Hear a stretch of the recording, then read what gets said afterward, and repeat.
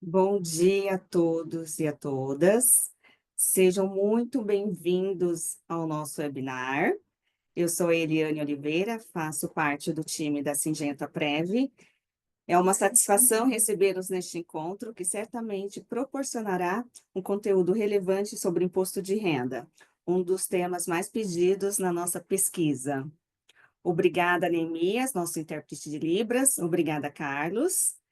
Essa ação faz parte do Elbim, reforçando um dos pilares, que é o pilar financeiro, do hashtag Eu Me Cuido Mais.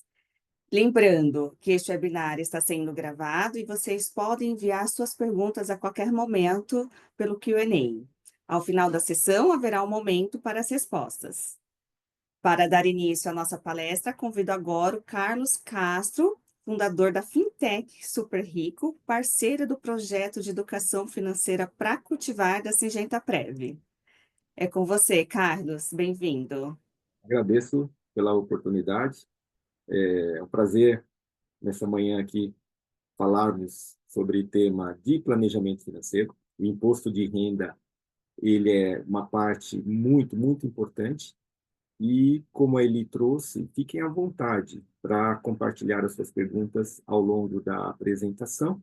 E eu vou trazendo, dentro do contexto, as explicações, mais operacionais e práticas aqui em relação ao imposto de renda. E as perguntas que a gente não cobrir durante a apresentação, eu as respondo no final. Então, vai ter uma sessão no final para a gente compartilhar.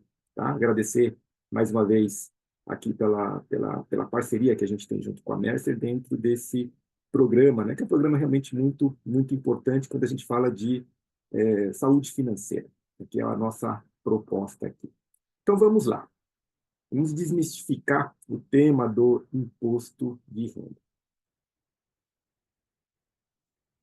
O que eu vou trazer de uma visão geral para vocês é um tema, é uma análise mais estratégica do imposto de renda. E se a gente olhar esse processo de fazer essa declaração de maneira estratégica, a gente vai conseguir, primeiro, relevar o tema que afeta, assim, que gera muita insegurança nas pessoas, que são as questões operacionais mesmo do imposto de renda, as questões burocráticas e o medo, né, de cair ali no fisco, e traduzir tudo isso como uma ferramenta de planejamento financeiro. Por mais que a gente fale, começa o ano, vamos fazer orçamento, vamos olhar para investimento, a melhor ferramenta para a gente parar e fazer um balanço do nosso patrimônio é o imposto de renda. Então, o próprio processo de vocês juntarem as documentações, olhar quanto que foi a renda no ano de 2024, quanto que houve de dispêndio, por exemplo, com educação, com saúde, isso já vai mostrando qual que é o seu custo de vida, como que foi o desempenho, né, dos seus investimentos. Quando você coloca tudo isso em perspectiva, você já está reunindo informações riquíssimas para fazer o seu planejamento financeiro. Então, eu separo o processo do imposto de renda como uma parte extremamente importante, e dentro do planejamento financeiro, colocado aqui nesse slide, ele é central. Então, a gente tem nosso orçamento, tem investimento, tem uma série de outras atividades no processo de cuidar das nossas finanças. Agora, como ponto central, é aproveitar esse momento, mesmo aqueles que já fizeram a declaração, ter esse olhar mais crítico, esse olhar mais estratégico. O que eu posso extrair de valor, né, da minha declaração do imposto de renda? Então, a gente separa, dentro do planejamento financeiro, em dois grandes blocos. O balanço patrimonial, que eu sempre recomendo, comece a olhar a sua declaração pelo balanço patrimonial, e quando você volta para entender como que esse balanço patrimonial ele foi construído a partir da renda que foi gerada, como que eu posso, então, trabalhar melhor para otimizar essa renda? Então, eu vou trazer o lado estratégico e, obviamente, pela demanda que vocês têm e as dúvidas que vocês têm, que são dúvidas mais operacionais, técnicas e práticas, vocês podem ir colocando aqui no chat que a gente vai responder, tá bom? A gente sempre traz o tema da curva de vitalidade, que eu quero só trazer uma informação que é importante aqui. Né? Quando a gente fala de desacumulação, falamos de aposentadoria, e obviamente eu trago isso de uma forma bastante provocativa no ciclo da vida, porque aos 80 anos, e é uma forma incorreta até de eu apresentar isso, mas é proposital para despertar na gente o alerta que a gente está vivendo mais, né? E a nossa expectativa de vida ela está indo muito além dos 80 anos. Basta a gente olhar à nossa volta, pessoas vivendo com saúde, né? Com 90, 95 anos, e as finanças aqui é o pilar basal. A saúde financeira, ela por si só, não nos dá toda a tranquilidade que a gente precisa ter para viver bem a vida toda, mas sem ela fica muito difícil a gente ter saúde integral, né? Saúde mental, saúde física, são todos os aspectos que a gente precisa cuidar para que a gente realmente possa ter prosperidade nessa longevidade. Mas qual que é o ponto do imposto de renda que eu gostaria de trazer aqui, em termos de impacto na maneira como a gente lida com a nossa renda? Seja nessa fase que a gente está na acumulação, está ali demonstrada em verde, seja na desacumulação, que é a fase que eu estou usufruindo do capital que eu acumulei, através de investimentos, através, por exemplo, do fundo de pensão, enfim. Sobre tudo que a gente tem de renda que vai manter esse nosso bem-estar no ciclo da vida, incide o imposto. E se a gente não cuidar bem, né, em encontrar mecanismos para otimizar dentro do que é legítimo, do que é a regra e do que é a lei, a gente pode estar pagando mais imposto e fazendo com que esse capital que a gente acumulou dure menos. Porque, no final, a renda que vai manter a minha qualidade de vida, ela precisa ser líquida de impostos. E por, a gente já fez aqui várias análises e o que a gente percebe é que, na falta dessa otimização fiscal, a gente acaba pagando mais imposto, no, e ao pagar mais imposto, o capital que eu acumulei ele é prejudicado em cerca de 2 a 3 anos. Quero dizer o seguinte, ele dura menos em relação ao projetado, quando a gente coloca numa perspectiva de 50, de 60 anos, é um impacto de 3 anos a menos que a gente vai pagar, né, com o nosso próprio capital esse imposto de renda. Eu estou colocando aqui só a parte que é a parte que, se a gente entende como o mecanismo funciona, a gente pode otimizar e evitar que o nosso patrimônio seja depreciado em 3 anos por não olhar com atenção o imposto de renda, tá bom?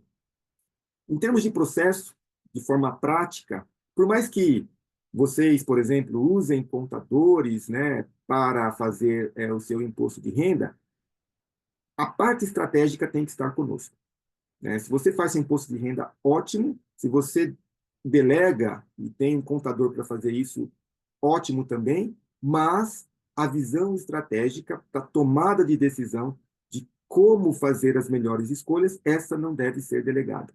Essa nós temos que entender, tá bom? Então é sobre isso que eu vou falar aqui e fiquem à vontade para ir interagindo através do Q&A aqui e do chat. Só a título de informação, a gente tem um raio-x que ajuda vocês a entenderem como que está essa questão da construção patrimonial, porque, como eu falei, como o imposto ele impacta diretamente esse patrimônio, a gente disponibiliza esse raio-x aqui para todo mundo, gratuitamente, aqui dentro da nossa parceria aqui com a Mercer, tá? Para vocês, junto com o seu imposto de renda, fazer um grande balanço. Então, para fazer esse balanço das suas finanças, o raio-x ele complementa a visão mais operacional, que é o processo em si da declaração do imposto de renda. Então, vamos lá. Vamos começar aqui falando do imposto e eu oriento, né, todos a começar olhando qual é o seu patrimônio líquido. A última informação que a gente tem, que é naquele resumo da declaração, é o patrimônio líquido. Então, quando a gente avalia em retrospectiva, ano a ano, como que esse patrimônio líquido ele está se desenvolvendo, a gente vai entendendo se o nosso patrimônio está crescendo ou não. Então, essa informação, que é o balanço patrimonial, é uma reflexão que a gente deve fazer anualmente. Isso não é parte do nosso dia a dia, fluxo de caixa, orçamento, investimento, mas se eu estiver gerenciando bem esse meu orçamento, se eu estiver investindo bem esse meu dinheiro, quando você olha o patrimônio líquido relativo ao ano fiscal de 2023, em relação ao ano fiscal de 2024, para o qual você está fazendo a sua declaração agora, vai demonstrar ali que a sua saúde financeira, então, ela está aumentando. Então, do que é composto esse balanço patrimonial? A gente tem os bens e direitos, né, que são os ativos, onde eu declaro o que eu tenho. Eu tenho imóvel, eu tenho terreno, eu tenho automóvel, eu tenho ali meus investimentos. Então, tudo isso são os ativos. Bens e direitos na declaração são os ativos. E dívidas e ônus, lá na declaração, são os passivos. É ali que eu vou colocar quanto que eu tenho de dívida, quanto que eu tenho, por exemplo, de financiamento. Então, por exemplo, dívida no cheque especial, é o saldo devedor. Assim como financiamento imobiliário, quanto que eu tenho de saldo devedor. E o que é interessante quando você começa a olhar ativo e passivo é que na diferença entre ativo e passivo, você é patrimônio líquido. E às vezes a gente acaba constituindo dívidas que elas prejudicam esse patrimônio líquido. Porque, por exemplo, o cheque especial, o cartão de crédito que você eventualmente usa para financiar o consumo, ele faz com que o passivo aumente e, obviamente, que na equação aqui de ativo menos passivo, seu patrimônio líquido possa diminuir. Por outro lado, um financiamento imobiliário já pode trazer um efeito diferente, porque ele aumenta o ativo, né? Por mais que ele aumente o passivo, ele está aumentando o ativo. Então, a depender de como você constrói o seu patrimônio, você está fazendo dívida que está alavancando, fazendo o seu patrimônio crescer. Essa análise, ela é bastante assim importante, porque todo planejamento financeiro que você fizer deve começar por essa visão. Quanto que eu, como está o meu patrimônio líquido? Quanto que eu tenho de ativo? Quanto que eu tenho de passivo? Então, no imposto de renda, bens e direitos são os meus ativos, dívidas e ônus, os meus passivos. Como é que está esse patrimônio líquido? Será que ele está crescendo ou ele está diminuindo? Se ele está crescendo, a saúde financeira está aumentando. Se ele está diminuindo, significa que eu tenho que rever as minhas estratégias. Tá bom? Então, assim, eu divido o imposto de renda, o processo de fazer a declaração de imposto de renda, em duas visões: balanço patrimonial e a forma como o imposto ele impacta a renda. Porque esse balanço patrimonial, ele é oriundo da renda que a gente tem ativa do nosso trabalho ou passiva do capital que a gente acumulou. E esse balanço patrimonial, ele também é composto por ativos que são ilíquidos e que, de repente, eles podem vir a se tornar líquido. Ou seja, se você tem um imóvel que está ali compondo o seu ativo e ele foi vendido, no momento que ele se torna líquido, ou seja, ele vira dinheiro, esse dinheiro ele é sempre tributado. Então, se a gente está cuidando do nosso patrimônio e vai converter parte desse patrimônio em liquidez, é importante entender quais são as regras de imposto que incidem sobre essa liquidez, para que eu, de fato, busque uma estratégia de otimização.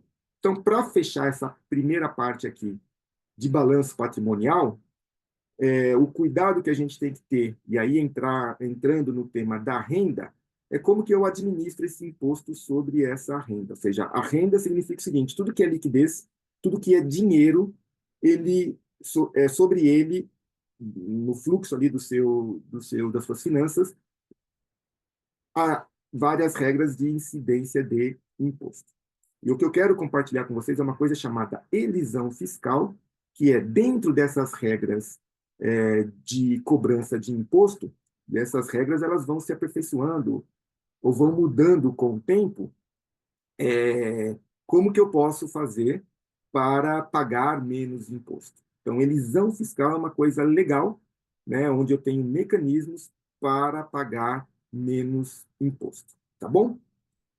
Eu vejo que já tem aqui vários pontos aqui que estão sendo colocados. Eu vou olhando aqui no Q&A e vou trazendo um pouco das respostas, né, dentro do contexto, e ao final a gente abre para discutir os temas mais práticos.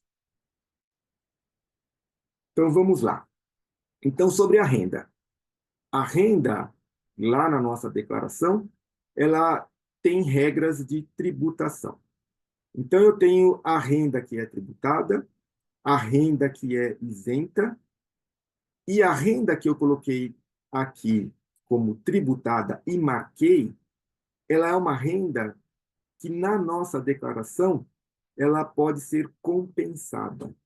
Então, quando a gente fala de otimização fiscal, essa otimização ela se dá em função da compensação daquela renda que eu posso fazer o ajuste. Então, veja, a declaração do imposto de renda ela é chamada de ajuste. Significa que, ao longo de 2024, eu recebi, né, de diferentes fontes uma determinada renda anual, e sobre essa renda, eu vou agora fazer o ajuste para entender se o imposto que eu paguei ele foi suficiente ou ainda tem uma diferença para eu receber, caso eu tenha pago o imposto a mais. Então, quando você faz esse ajuste e junta ali outras fontes de renda, é nesse ajuste que a gente trabalha essa otimização, tá? Então, o ajuste ele é feito em cima dessa renda, que é uma renda que normalmente, quando se fala em salário, já é retido na fonte. Para aqueles que têm pequenos negócios, né, e tem ali um prolabore, também você já recolhe o imposto. Você já recolhe imposto na fonte da renda que vem da aposentadoria, da renda que vem da pensão, a renda de aluguel, que você tem que todo mês recolher ali através do carnê-leão, né? Quem trabalha de forma autônoma também tem um carnê-leão para poder recolher esse imposto e o imposto sobre a pensão alimentícia. Então, esse conjunto de renda que você vai lá no imposto de renda, ele é separado nessas três fases mesmo, tá? A renda que é tributada, aquela que é tributada de forma definitiva e a renda que ela é isenta. Porque tudo isso vai se somar, né, para no final a gente poder trabalhar o ajuste. A renda que ela é tributada de forma definitiva, então ela não ajusta. Então aqui você não vai trabalhar, né, a possibilidade de buscar uma otimização. Então o 13º, o ganho de capital,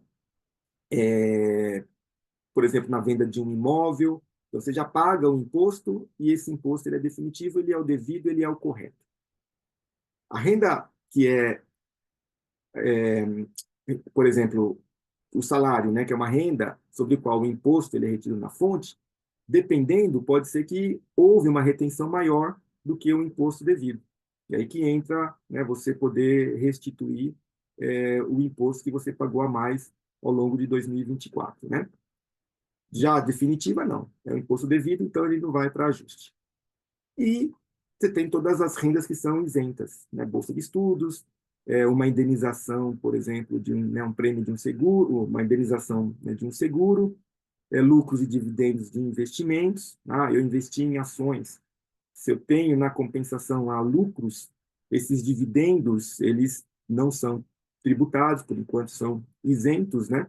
E a própria restituição, aquele dinheiro que o governo recolheu a mais e que você, em 2023, restituiu em 2024, então esse dinheiro ele é isento. Quando você soma todas essas rendas, e aí eu vou citar um exemplo aqui, a gente tem o que a gente chama que é a base tributável. Então, estou colocando um exemplo hipotético aqui, que, nesse caso, em 2024, eu tive uma base tributável, ou seja, rendimento bruto foi de R$ 200.000. E aí, como que a gente pode trabalhar os mecanismos existentes para fazer essa otimização? A gente tem uma tabela, né, de desconto sobre essa base tributável. Essa tabela, ela se discute sobre a alteração dela, ela ainda não foi atualizada. Provavelmente, ela será atualizada em algum momento nas discussões que estão sendo feitas em termos de reforma tributária para a declaração que faremos em 2026, né, que é relativa ao ano, então, de 2025. A declaração que a gente está fazendo agora, só reforçando aqui, é sobre tudo que a gente gastou, investiu, enfim, é o meu patrimônio de 2024, tá? Então, os mecanismos para a gente poder diminuir essa base tributável se dá através dessa tabela, e o raciocínio ele é bastante simples. Não é que o governo ele está sendo, entre aspas, aqui, bonzinho, né, em te dar condições para pagar menos imposto. A relação aqui, a troca é, se você está investindo por conta própria daquilo que o governo deveria investir com o imposto que ele arrecada, poxa, nada mais correto, né, se você está usando menos, né, do que o governo tem fornecidos, está financiando a sua saúde, educação, né, que é parte do que o governo deveria fazer com o imposto que ele arrecada, então ele tem que dar um desconto para você. É por isso que saúde, toda a dedução de saúde ela é ilimitada, se discute se vai ou não colocar algum limite nisso, mas hoje é limitado. Educação, então se você está investindo em educação por dependente, você tem uma redução dessa base tributável por dependente em R$ 3.500, cerca de R$ 3.500. O número de dependentes que você tem, você também deduz, né, algo em torno de R$ 2.300.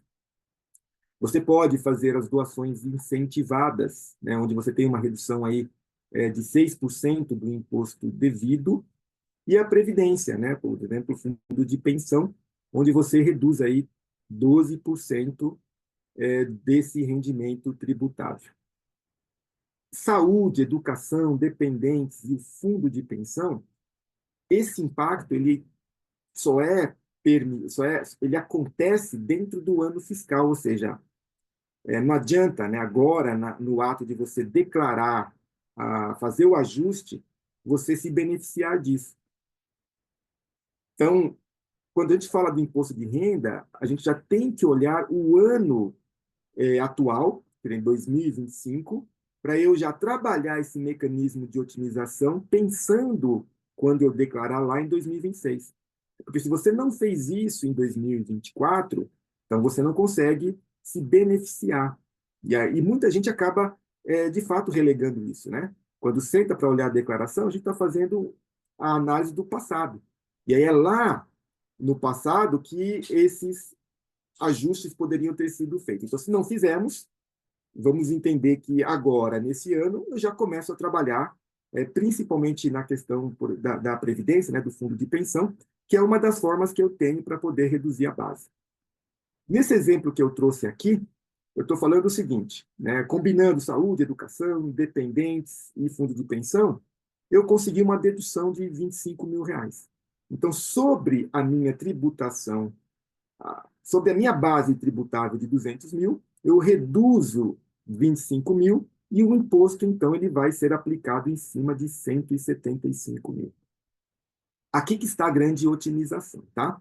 Então, por exemplo, quando fala de fundo de pensão, por que que a gente acaba lá em dezembro, né, estimulando vocês a olharem e aportarem, né, aumentar o aporte, porque isso vai beneficiar na questão fiscal, vai reduzir o imposto que você vai pagar. Você imagina o seguinte, no limite da sua renda tributável, se você aqui teve uma base de 200 mil, se você colocar 24 mil no fundo de pensão, você vai reduzir a sua base em 24 mil. Então, você vai pagar menos imposto. E, ao mesmo tempo, você está, com esses 24 mil que você está reduzindo a sua base tributável, você está aumentando a sua reserva futura. Tá? Então, veja que é uma forma interessante de você aumentar a sua poupança e pagar menos imposto. E a lógica é, se você está investindo no seu próprio fundo de pensão, você está dependendo menos do INSS. Só que o que é importante, tá? Quando se fala de previdência, é que o governo, de novo, ele não é, né, assim, as regras de recolhimento de imposto, o governo ele não é, entre aspas, né, porque você tem que reforçar isso, bonzinho. Ele está te dando uma condição agora de pagar menos imposto, só que lá na frente ele vai cobrar essa diferença como? No caso do fundo de pensão, cobrando o imposto sobre o valor total, não o valor sobre o valor da rentabilidade, tá? Então, o que eu sempre recomendo aqui nesse tema da previdência é que essa economia que você faz, né, que você vai pagar menos imposto, que você reinvista essa diferença para que ao longo do tempo compense o valor do imposto que vai ser pago no momento que você estiver na fase de usufruto, seja recebendo renda, seja, por exemplo, fazendo, né, o resgate da sua previdência lá na frente, tá bom? A única condição que a gente tem dentro do próprio ano de repente, ajustar um pouco essa base sobre a qual eu vou pagar o imposto, são as doações incentivadas, que você pode fazer ao longo do ano. Aí, na ferramenta lá do imposto de renda, já tem as ONGs, né, as instituições que são oficiais, para as quais você pode fazer uma doação. Se você fizer uma doação de 6%, você reduz a sua base tributável também em 6%. A gente tem uma prática aqui, né, normalmente, a gente faz essa doação se a gente tem um imposto devido. Assim, no final, o imposto que você recolheu no ano passado foi acima do que deveria, você acaba pegando parte desse imposto que você vai pagar e faz uma doação incentivada, que é importante também. Mas tenha isso em mente que não é só na situação de imposto devido. Você pode fazer a doação para também reduzir a sua base tributável, tá? Tudo bem até aqui? Eu vejo que tem bastante questões aqui, eu vou avançar e aí a gente abre para perguntas e respostas. Então, indo nesse racional do estratégico da visão do imposto de renda. A gente tem uma base tributável de 200 mil, a gente deduziu em 25 mil. Essa dedução, ela acontece de duas formas, tá? Existe já a dedução que ela é simplificada, que dá cerca hoje, né, 16%, e existe a dedução, que é a que você, quando você tem muitos gastos, né, que é a dedução que permite você fazer, vamos dizer assim, a declaração completa. A própria ferramenta já faz isso para a gente, né? Vai mostrar o que é mais eficiente. De repente, você não teve tantos gastos assim, então você vai aplicar sobre a base tributável o desconto simplificado, ou se você teve mais gastos que esses 16%, então você vai fazer a declaração completa. Os recibos, é importante sempre no recolhimento, né, nessa organização dos dados que você vai ter todos esses recibos. O que a Receita Federal ela está fazendo? Ela está automatizando mais, né, a visão. Deixa eu refrasear que ela está abrindo já a oportunidade para a gente digitalizar essas informações. Então, já na declaração desse ano, por exemplo, o plano de saúde, ela já tem um espaço lá para você fazer o upload, né? Ou seja, subir esses recibos. Então, logo mais, você vai ter que subir todos os recibos na declaração. De certa forma, operacionalmente, isso nos ajuda, né, a ter o melhor controle e evita também as divergências que podem existir, que nos leve à malha fina. Como que o imposto incide sobre a nossa renda? Então, existe uma tabela, e essa tabela mudou. Então, das mudanças discutidas, o que a gente tem para esse ano, uma mudança que nos favorece, é a mudança da tabela, porque aumentou a faixa de isenção. E por que disso? Porque imagina que essa tabela, nos últimos 10 anos, ela estava congelada. E suponhamos que a nossa renda ela não tenha aumentado nesses últimos anos. Com a tabela congelada e a nossa renda sendo atualizada pela inflação, então não teve aumento de renda real, né? O que teve foi uma correção pela inflação. Com a tabela congelada, eu acabava pagando mais imposto, porque a minha renda ia aumentando em função da inflação, e no aumento de renda eu poderia começar né, a entrar em faixas em que o imposto era maior. Então, mesmo sem ter um aumento real, eu estava pagando mais imposto até o ano passado. Então, aqueles que tinham uma renda isenta de 25 mil, houve uma correção pela inflação, foi para 27 mil, já começa, né, a entrar na faixa dos 7,5% de cobrança de imposto. Então, para corrigir essa distorção, a tabela ela foi ajustada, e nesse ajuste significa que sim, a gente vai perceber, né, um pagamento menor aí de imposto para esse ano. Eu diria que de todas as mudanças, das poucas mudanças, melhor dizendo, que foram feitas, essa é que vai gerar mais impacto para a gente. Então, como que essa tabela funciona? Ela vai por faixa. Então, vamos supor que nesse caso aqui, eu tinha 200 mil, fiz a dedução em 25, a minha base tributável é de 175. Sobre esses 175 no ano, eu vou aplicar essa tabela. E a gente sempre acredita, né, que pelo fato de ser 175 mil nesse exemplo hipotético, ele está na faixa acima de 56 mil reais, que vai aplicar uma alíquota de 27,5%.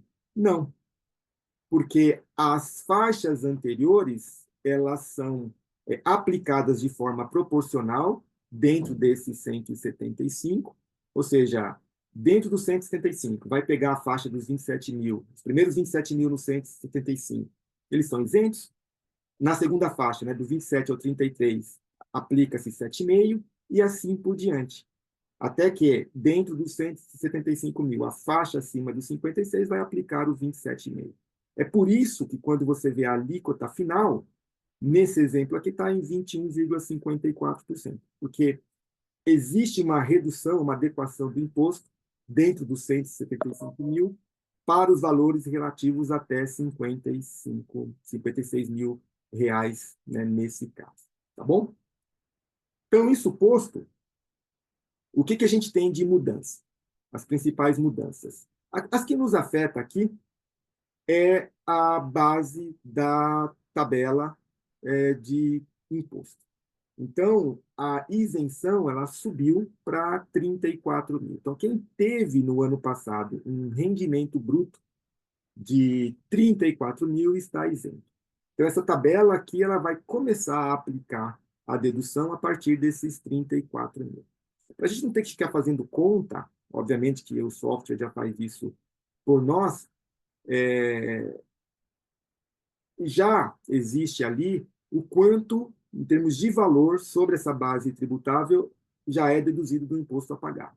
Então, por exemplo, quem tem ali 34 mil reais já deduz 2 mil, ou seja, reduz o imposto a pagar em 2 mil, 4 mil, 7 mil e assim por diante. Então, nesse exemplo aqui, o imposto a pagar está em 38 mil reais, aplicando a tabela.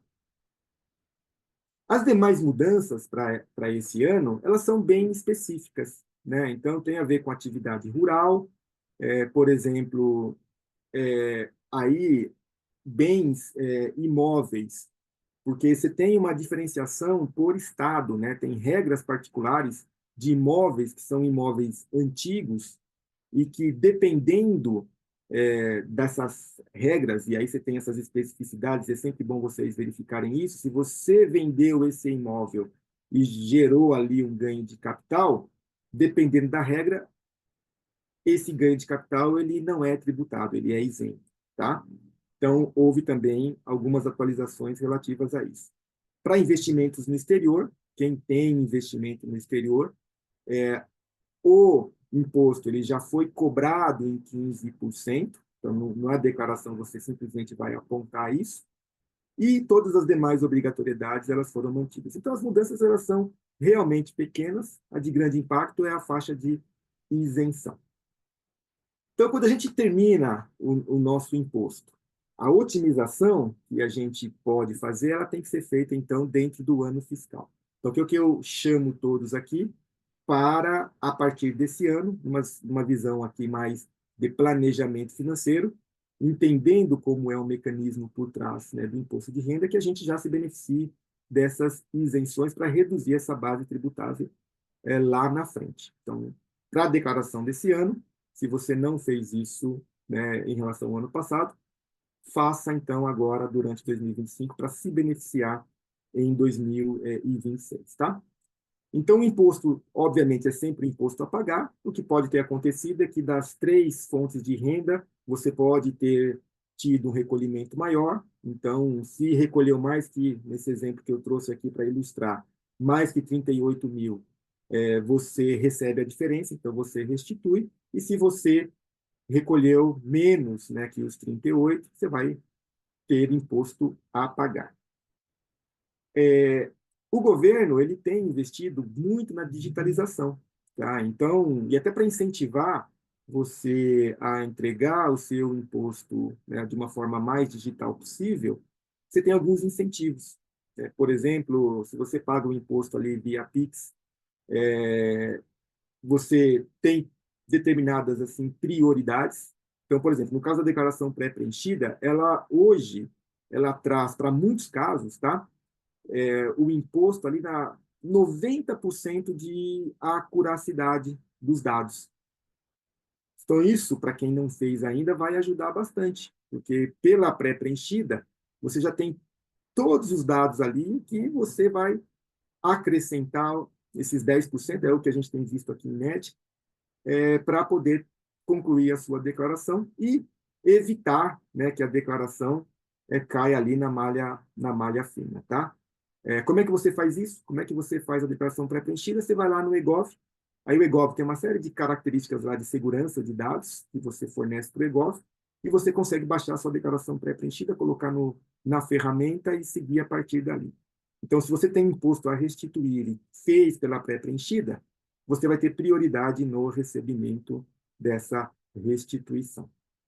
O que a gente vê é que no nível de digitalização que existe, a declaração está virando quase que um checklist, o que é bom, né? Porque ao invés de nós nos preocuparmos nas questões operacionais, a gente vai olhar para a declaração para isso que a gente está discutindo aqui, que é a visão mais estratégica, né? Como que eu otimizo a minha declaração, ao invés de ter que trabalhar, né, o lado operacional de ficar colocando os dados ali. Porque sempre tem essas mudanças e operacionalmente isso acaba tomando muito nosso tempo e aí muitas vezes a gente posterga, né? Exatamente por achar que é um processo difícil, chato, tal, a gente acaba postergando. E mesmo que a gente tenha postergado, e estatisticamente, na última semana, cerca de 25% das pessoas, né, que caem ali na faixa para declarar o imposto de renda, elas deixam para concluir exatamente na última semana. Se, porventura, aqueles que não fizeram, embora a gente tenha tempo ainda, né, até 31 de maio, não conseguirmos concluir a declaração, envie a declaração mesmo assim, porque aí você evita o pagamento de multa. A multa ela é de 1% sobre o imposto devido. Então, nesse exemplo aqui, é 1% sobre os 38 mil, que é o imposto que eu pago, né? Só que tem uma limitação, né?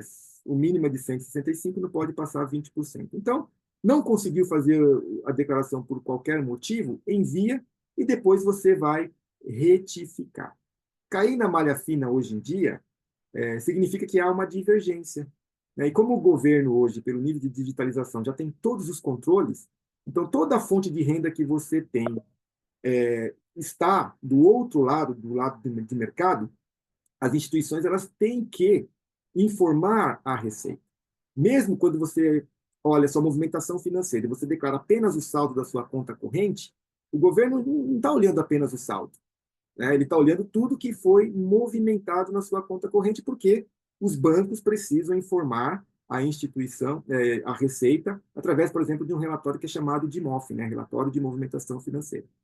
Então, quando cai na malha fina é porque há uma divergência e o governo já tem toda essa informação. Tendo divergência, você vai lá e simplesmente corrige. Não tem porquê, né, a gente ter grandes temores em relação à malha fina, tá? É uma forma que vai nos ajudar a resolver, e hoje de forma tudo digital, rapidamente. Só que a gente não precisa, então, pagar multa, não conseguiu fazer o imposto de renda por alguma razão, entrega a declaração mesmo assim. Antes de fechar, tá, um pouco mais de um termo estratégico, eu vou aproveitar agora para a gente responder as perguntas, para termos aí 20 minutos, pelo menos, para falar das questões mais objetivas, né, dessa visão estratégica que eu procurei compartilhar com vocês. Pode ser, Li? Claro. Então, vamos lá. Primeira pergunta: preciso incluir o meu saldo da Prev na minha declaração de impostos de renda como bens e direitos? Importante, é uma excelente pergunta, e a gente sempre confunde mesmo, né, quando fala de previdência, né? Então, no caso da Prev, e aí se a Patrícia quiser complementar, por favor, normalmente, né, quando a gente declara, a gente não declara como bens e direitos. A gente só declara o valor que foi aportado. E aí, se me permite, no caso da Previdência, por exemplo, as previdências privadas de mercado, um VGBL, ele entra como bens e direitos, né? Mas um PGBL e a Prev que vocês têm aqui, que é muito importante, ela funciona exatamente como um mecanismo de otimização fiscal. É por isso que você não declara como bens e direitos, porque você está se beneficiando fiscalmente com os valores que você está aportando. Ah, mas se lá na frente, e aí a Patrícia pode nos ajudar aqui, nas regras que você tem para transformar esse, esse capital, né, em dinheiro, aí sim, existe o fato gerador do imposto, que aí você vai pagar o imposto segundo aquela tabela, e aí você vai pagar o imposto sobre o valor total, tá bom? Então, porque as pessoas falam, poxa, mas meu patrimônio líquido eu tenho o meu fundo de pensão, é verdade.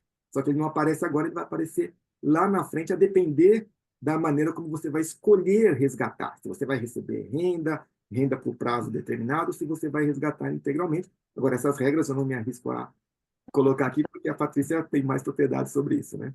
Mas é isso mesmo, Carlos. Inclusive, quando ele é tributado na saída, quando a pessoa sai ou se aposenta, aí ele vai ter as duas formas de escolha de tributação, que é regressiva e progressiva, né? Que aí é tema para um outro webinar.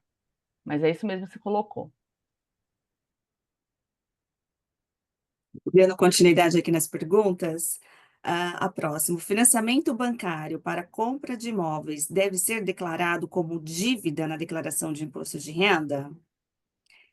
A pessoa leu em algum lugar que basta declarar o imóvel financiado na parte de bens e direitos, sinalizando a parte já paga, pois o próprio imóvel já é uma garantia de pagamento. Muito boa pergunta. Essas são dúvidas recorrentes, né? Ah, como que eu declaro o imóvel financiado? Eu comprei um imóvel, o valor de mercado dele é de 700 mil, o valor venal, né, de 700 mil, vamos separar isso porque é importante, e eu financiei 200 mil. Devo 200 mil, o imóvel custa, valor venal 700. Como é que eu declaro isso? Existem duas formas de você declarar, tá? Que não estão erradas, porque no final o resultado é o mesmo. Você pode declarar, né, os 700 mil como sendo o valor do imóvel, como bens de direito, e lá na parte de dívida e ônus, você colocar a dívida, que é o quanto falta a você pagar. Então, por exemplo, eu falta pagar 200 mil. Qual que é o patrimônio líquido que você tem aqui, né, entre o valor de 700 e de 200? Então, nós estamos falando de um patrimônio líquido de 500 mil. Porém, o que acontece? Na medida que você vai amortizando essa dívida nas declarações posteriores, essa diferença do patrimônio líquido ela vai aumentando, né? Porque você está diminuindo a base dos 200 e os 700 ele está lá congelado. Se você vender esse imóvel lá na frente, você vai ter um ganho de capital para você apurar, sobre o qual vai ter um impacto do imposto. Então, essa forma de declarar, ela te beneficia do ponto de vista de aumento patrimonial, ela deixa mais claro como que está o seu patrimônio, porém, se você vender o imóvel, você não atualizar esse valor que é o valor ali venal do imóvel, você pode pagar um imposto maior. Então, qual que é uma outra forma de você declarar? Você declara, então, somente o quanto você pagou do financiamento. E aí, o que você pode fazer? Você vai lá em bens e direito e você fala, então, desse imóvel de 700, quanto desse imóvel já é meu? Né? Desses 700 mil que já é meu. Ah, já é meu 200 mil. Eu paguei 200 mil, então você vai em bens direito e fala, paguei 200 mil. E aí, em dívida e ônus, você não coloca absolutamente nada. Então, você vai colocando o que é bens e direito apenas a parte, né, do que você vai amortizando. Então, são duas formas que você pode fazer e que não tem impacto, tá bom? Essa dúvida ela é bastante recorrente. E uma pergunta também bacana aqui, ó. Com a nova solução de declaração pré-preenchida da Receita, alguns bens, principalmente investimentos e seus rendimentos, têm sido comumente pré-preenchidos com valores incorretos ou incompletos, quando comparado com os informes de rendimentos disponibilizados pelas instituições financeiras. Considerando que os comprovantes de rendimentos que temos acesso são os informes disponibilizados pelas instituições, na sua visão, Carlos, qual a probabilidade dessas correções resultarem em malha fina? O governo ele está se aperfeiçoando, né? Mas o que eu recomendo sempre? Mesmo para declaração pré-preenchida. Eu citei aqui a estatística que eu tenho de 90%. Então, 10% de erros. Na hora de você corrigir, corrija com base nos informes que você tem. Porque esse informe que você recebe do banco ou da instituição financeira, que tem a discriminação dos seus investimentos, né, dos seus rendimentos, este é o informe que foi enviado para a Receita, tá?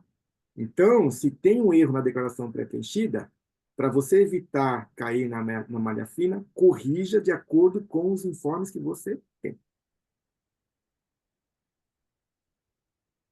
Bacana.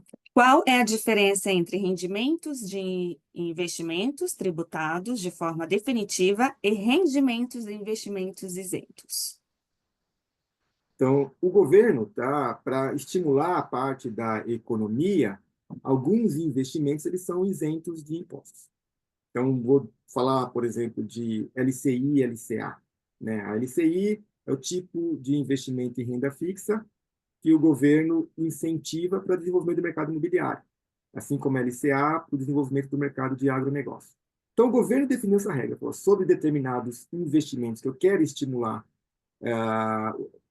um determinado setor da economia, eu não vou cobrar imposto. Então, é por isso que CRIs, CRAs, LCIs, LCAs, debêntures incentivadas, você é isento de imposto. Agora, outros investimentos que não têm esse incentivo, aí você vai pagar imposto. E quando que você paga o imposto? O imposto você só paga, né, no momento em que esse investimento ele vira dinheiro, ou seja, quando você resgata. Então, existe uma coisa chamada o fato gerador do imposto. O fato gerador do imposto no seu balanço patrimonial é sempre quando vira dinheiro. Se não vira dinheiro, está lá seu investimento, está rendendo, você não paga imposto. Virou dinheiro, você paga imposto. Estou falando de uma forma geral, porque aí você tem umas especificidades. Quem investe em fundo de investimento, tem tal de come cotas. Então, você já está pagando o imposto ali, mesmo não tendo feito o resgate. Se você colocou no título do Tesouro, colocou no CDB, então você não está pagando imposto, só vai pagar imposto quando resgatar. Então, tem essas especificidades, mas a instituição ela deixa tudo bem detalhado para você não ter erro na hora de você subir ali no programa. Então, só para fechar aqui, né, o lado racional, então você tem investimentos que são incentivados e investimentos sobre os quais você paga imposto. Eu coloquei de uma forma geral, mas aí você tem regrinhas, né, de tabelas, que são tabelas regressivas, né, do imposto ali que você paga, e que no informe ele já vem bem ajustado ali para você colocar na declaração. Próxima pergunta. Eu tive um gasto alto em saúde. Na aba de pagamentos realizados, uma parte está na coluna gastos dedutíveis e a outra parte em gastos não dedutíveis. Se a saúde é ilimitado, saberia explicar por que tem um valor não dedutível? Tá, Então, você gastou com saúde e você tem uma parte que é dedutível e a outra parte que não é dedutível, né? É sempre assim. Aí são regras do sistema mesmo, né? Então, você só vai conseguir se beneficiar da parte dedutível. A parte que não é dedutível, por regra, né? Não vou dizer que assim, né? Por mais que eu tenha dado aquele contexto de explicação, é uma determinação, é uma regra, né? A parte não dedutível não entra para somar ao valor que você vai deduzir da sua base tributária. Então, a explicação direta aqui, ela é simplesmente regra estabelecida ali pelo sistema, tá? Talvez não seja a resposta mais que a gente gostaria de ouvir, mas é a resposta, né? Que a gente tem, que você tem essas minúcias, né? Por mais que, nesse exemplo que eu até trouxe dos investimentos também, você tem as especificidades, porque o nosso sistema tributário ele é bastante complexo, né? Tá, então o Claudinei só está complementando. Potencialmente, a parte não dedutível se refere a reembolso recebido sobre o gasto. Exato. Pode, né, receber, e aí se você está recebendo de volta, não vai deduzir, né? Porque você recebeu esse dinheiro. É uma Próxima pergunta. Poderia explicar melhor sobre as doações? Posso efetuar doações durante o ano para ONGs e deduzir no imposto de renda? pode. Inclusive, né, quando você vai fazer essa declaração agora e você vai pagar mais imposto, você pode pegar uma parte desse imposto a pagar e fazer a sua dedução. É o único recurso que você tem pós, né, o fechamento do ano fiscal, que é o ano de 2024, que você consegue ainda assim contribuir, de certa forma, já que você não vai conseguir otimizar, mas já que você vai pagar um imposto, em vez de pagar um imposto para o governo, você paga para uma instituição, para uma ONG. Agora, ao longo de 2025, você pode sim, né, escolher a ONG e fazer a doação. Quando você faz essa doação, você sim vai deduzir na sua base tributável, tá? E aí tem que ser órgãos realmente oficiais do governo. E aí como é que você faz? Tem que pesquisar junto à Receita quais são os órgãos oficiais. Por exemplo, no ano passado, a gente teve, né, as questões lá do Rio Grande do Sul com as enchentes.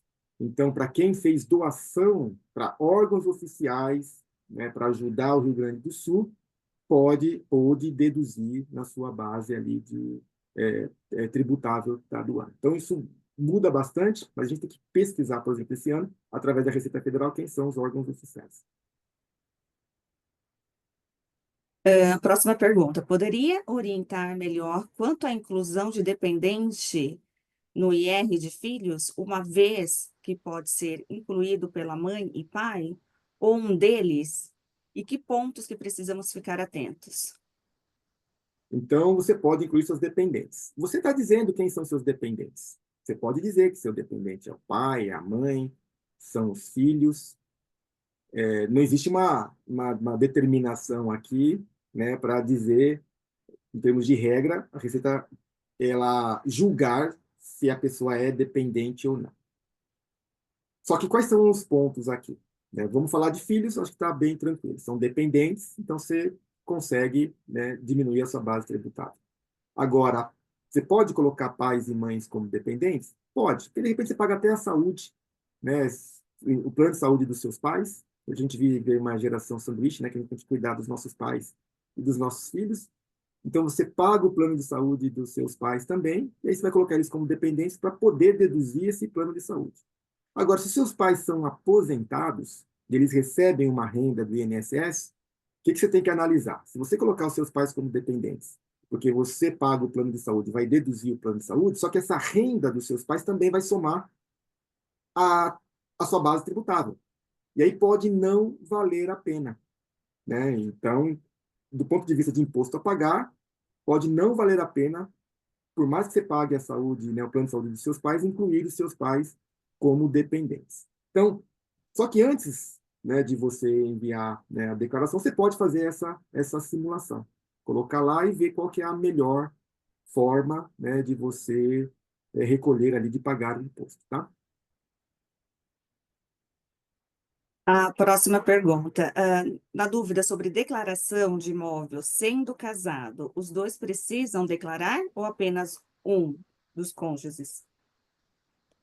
Você faz uma declaração conjunta, né? Você diz quem é o cônjuge, né? E aí você fala o imóvel, de quem é o imóvel, né? É um imóvel. Aí a gente tem que entrar numa outra esfera, que é a questão como é que fala aqui? Das regras do casamento, né? Se é se o imóvel, ele, se o casamento, né, ele se dá através do regime de comunhão, né, parcial de bens, de total de bens ou de separação de bens. Então, o que que pode ser feito? Você pode, sim, na declaração, combinado com o cônjuge, dizer se o imóvel, uma parte é do cônjuge A e a outra parte do cônjuge B, né? Depende dessa regra, que é a regra de meação, né? Que tem a ver com o regime de casamento. Porque, por exemplo, se esse imóvel foi adquirido antes do casamento, ele é de um dos cônjuges. Se ele foi adquirido depois do casamento, porém o regime é de comunhão parcial de bens, então é metade de cada um. Se ele foi adquirido depois do casamento, mas o regime é de separação total de bens, então ele é de um cônjuge ou do outro. Então, na hora de você declarar esse imóvel, leva em conta o regime de casamento. Porque isso lá na frente, quando, por alguma razão, tá? E a gente tem que falar um pouco sobre isso, sobre separação, morte e tal, vai facilitar muito, né, na administração, né, desse espólio, quando você for, na utilização fiscal do planejamento sucessório, pagar um imposto. Então, o que que eu recomendo sempre em relação a tudo que é construído aí em termos de patrimônio na família, leve em consideração o regime de casamento, porque na sucessão, esse espólio ele vai ser tributado, vai ser mais fácil você fazer esse planejamento sucessório, tá? Não sei se eu consegui ser claro aqui. E só sobre o imóvel, eu acrescento um tema. Procure também olhar esse valor do imóvel que é declarado. A gente declara o imóvel pelo valor venal, e eu vejo muitos casos aqui. A gente colocou lá o valor do imóvel R$ 100.000, e esse imóvel hoje está valendo R$ 1 milhão. E aí a gente não fez o ajuste do valor venal. Quando eu tiver que vender esse imóvel, eu vou pagar o imposto em cima desse ganho de capital. E aí, para não pagar tanto imposto, o que que você pode fazer? Você pode, aos poucos, né, ir ajustando o valor do imóvel. Todo ajuste que você faz no valor do imóvel, você está colocando um certo ganho de capital, uma proporção menor, você está pagando imposto. Qual que é a única situação que você não paga imposto para aumentar o valor venal do imóvel? As reformas, né? Fiz a reforma do imóvel, pego todo o valor com as notas que eu tenho, eu acrescento esse valor e aumento o valor do imóvel e não pago imposto. Então, só para quem tem imóvel, que está declarado lá e nunca atualizou, começa a fazer isso, né? Atualizar o valor venal para o valor mais próximo de mercado, para você ir pagando esse imposto sobre ganho de capital gradativamente, para não ter um impacto lá na frente, tá? Mesmo que ainda você não tenha a intenção de vender o imóvel. Mas sabemos que a vida ela muda, e se por alguma razão você tiver que vender esse imóvel por espólio e tudo mais dentro do planejamento sucessório, você reduz, né, esse impacto de pagamento de imposto por ganho de capital.